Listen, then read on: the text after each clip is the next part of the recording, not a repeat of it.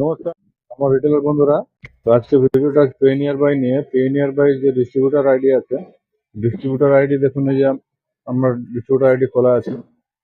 তো ডিস্ট্রিবিউটার আইডিতে এখন একটা বিশেষত্ব কি আছে, আপনি নিজের নাম কমপ্লেন যদি করতে চান, আপনি আপনার নিজের জন্য কমপ্লেন করতে পারেন। মানে কমপ্লেন কিসের কমপ্লেন? কোনো ট্রানজেকশন রিলেটেড কমপ্লেন হলো, বা কোনো অ্যাপস রিলেটেড কমপ্লেন হলো, বা যে কোনো কমপ্লেন হোক, এপিএস ট্রানজেকশন অ্যাপ রিলেটেড, সেটা আপনি নিজের জন্য হোক, আপনার ডাউনলাইনের যে রিটেলার আছে তার জন্য হোক, এখন আপনি ডিস্ট্রিবিউটর নিজেই সেটা করতে পারেন। তো কিভাবে, চলুন একটু দেখে নিই। তো সেইখানে আমরা কি করব, থ্রি ডটে ক্লিক করব। থ্রি ডটে ক্লিক করার পরে সাপোর্টে ক্লিক করব। দেখুন, সাপোর্টে ক্লিক করার পরে এখানে একটা অপশন আছে রাইস কমপ্লেন। তো আমরা রাইস কমপ্লেনে ক্লিক করব। রাইস কমপ্লেনে ক্লিক করলাম।